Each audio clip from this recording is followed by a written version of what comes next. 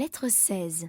Mon cher père, le matin de la fête de Pâques, le bruit se répandit que le prophète de Galilée allait faire son entrée dans la ville par la porte de Jéricho. Une foule innombrable se porta aussitôt à sa rencontre. Marie et moi, nous allâmes sur la terrasse espérant voir quelque chose.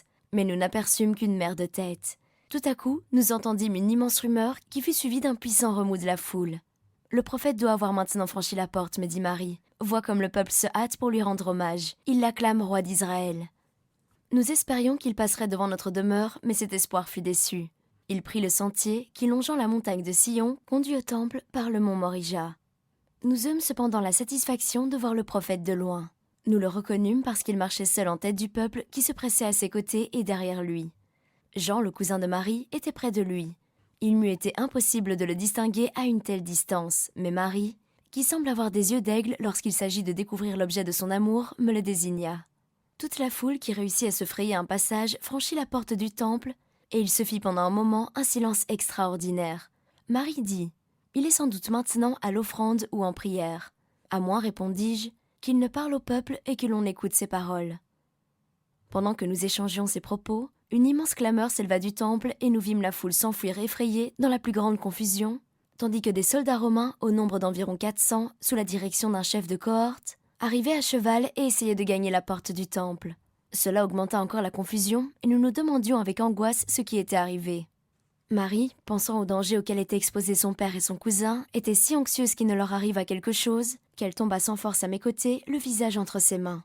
Je dus la ramener en bas. Un quart d'heure plus tard, Samuel Ben Hazel, venu de Naïn avec sa mère, une parente éloignée de Rabbi Amos, arriva et nous raconta ce qui s'était passé, assurant à Marie que Rabbi Amos et Jean étaient sains et saufs. Voici ce qu'il nous dit. Lorsque Jésus voulut entrer dans le temple, il aperçut le parvis encombré par les marchands, les changeurs et les gens qui vendaient des animaux de tout genre et des tourterelles destinés aux offrandes. Certaines parties du Saint-Lieu étaient en effet transformées en étables où se trouvaient des veaux et des brebis, et entre les colonnes du parvis, des hommes assis à des petites tables changeaient la monnaie étrangère de la Grèce, de l'Égypte, du pays de Partès, etc.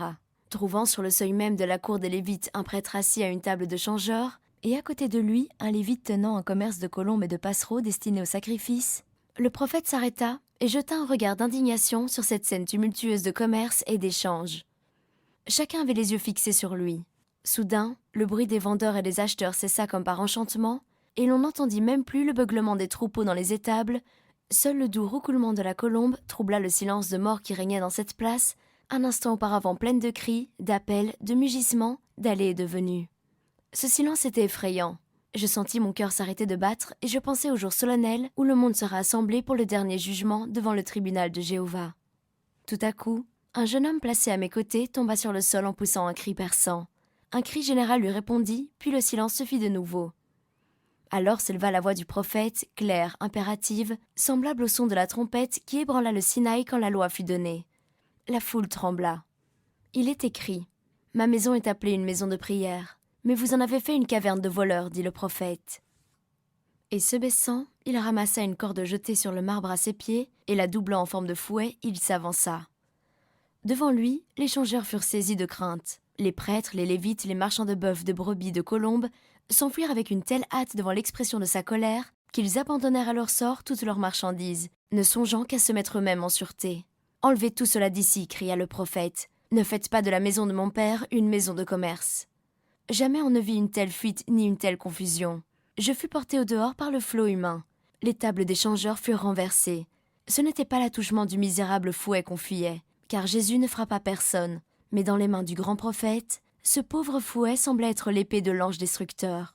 En quelques minutes, la cour des prêtres se trouva vide, et nous fûmes poussés à travers le parvis d'Israël jusqu'au parvis des gentils, dans la direction de la porte du sud. Me retournant, je vis que le prophète n'avait pas suivi la foule, mais qu'il était resté seul maître et seigneur du temple. Le fouet était tombé de sa main, et son regard, terrible un instant plus tôt, avait maintenant une expression de profonde pitié en nous voyant fuir sa présence. Je n'eus pas le temps de m'étonner de ce changement.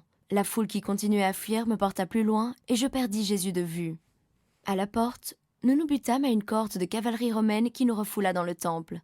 La scène devint alors indescriptible. Arrêtés par l'épée romaine et redoutant d'affronter de nouveau le regard du prophète, la multitude s'écrasa, foulant aux pieds les faibles, remplissant l'air de blasphèmes, de cris, d'horribles hurlements de douleur, d'horreur et de rage. Je ne sais pas comment j'ai échappé, continua Samuel. Je me trouvais avec des centaines d'autres personnes hors des portes du temple et je me hâtais d'arriver ici, car les Romains parcourent les rues et obligent chacun à chercher un refuge dans les maisons. Nous vîmes en effet le peuple affolé accourir dans la rue qui borde notre demeure en criant « Les Romains, les Romains ! Le prophète, le terrible prophète !» On ne savait qui la foule craignait le plus, Jésus ou les soldats de César. Rabbi Amos, qui à son tour confirma le récit de Samuel, ajouta que lorsque Jésus resta seul maître et possesseur du temple, le grand prêtre s'avança vers lui et, avec un respect mêlé d'amertume, lui demanda par quelle autorité il prenait sur lui de purifier la demeure de Jéhovah. Il répondit « La maison de mon père ne doit pas être une maison de commerce. C'est le zèle pour la gloire de son temple qui m'a contraint à agir ainsi. » « Es-tu le Christ » demanda le grand prêtre. « Si je dis que je le suis, tu ne le croiras point. Quand le Christ viendra, il rétablira toutes choses, dit le grand prêtre. J'ai commencé cette restauration en chassant du temple ceux qui le souillent et en le rendant à sa vraie destination, la prière, ainsi que mon père l'a ordonné. Et qui est ton père demanda Caïphe. Dieu est mon père, et je suis envoyé dans le monde pour faire sa volonté. Il est écrit de moi, il viendra soudainement dans son temple et sera comme un purificateur et comme celui qui affine l'argent.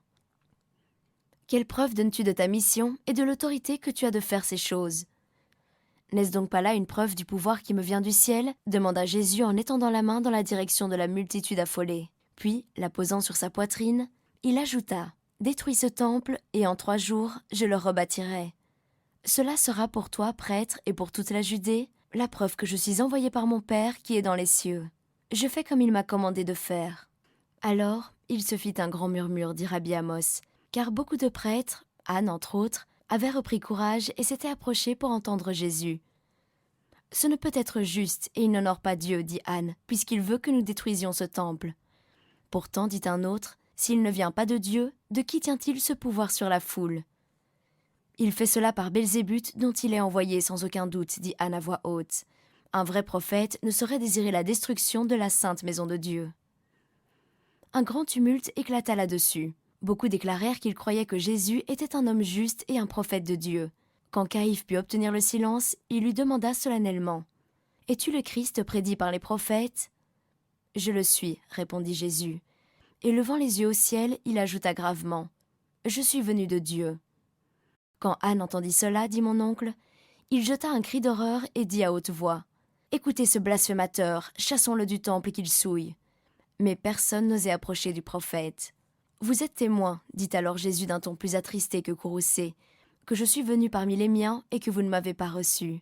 Ce temple de mon Père, d'où vous voulez me chasser, ne sera plus désormais la demeure, le séjour de Jéhovah. Le jour vient où votre sacerdoce vous sera enlevé et donné à d'autres. Ce temple que vous souillez sera renversé, et vous serez dispersés parmi les nations, parce que vous n'avez pas connu le temps de la miséricorde de Dieu. » Ayant ainsi parlé, le prophète quitta le temple, laissant le grand prêtre, les prêtres et les lévites muets de stupéfaction. Rabbi Amos, qui fut témoin de cette scène, parle du contraste frappant qu'il y avait entre le grand prêtre et Jésus, tandis qu'ils discutaient ensemble. Le premier, couvert de vêtements splendides, la tête couronnée de la tiare resplendissante, se tenait fier et droit malgré son âge avancé. Le second, jeune encore, revêtu d'humble habit, le manteau gris des Galiléens jeté sur ses épaules, des sandales aux pieds, paraissait cependant plus imposant encore que le grand prêtre. L'expression grave de sa figure, adoucie par la prière et les souffrances, contrastait avec la face rude et dure de Caïphe, sur laquelle se lisait la haine et une envieuse hostilité. Jésus s'éloigna tranquillement du temple sans jeter un regard sur ses ennemis. Je vis Jean qui le suivait et me hâtait, afin de demander à son disciple de l'inviter à venir chez moi pour y séjourner et manger la Pâque. Mais je le perdis de vue, et je m'en allais tristement quand je trouvai à la porte extérieure du temple un homme dansant et chantant de joie.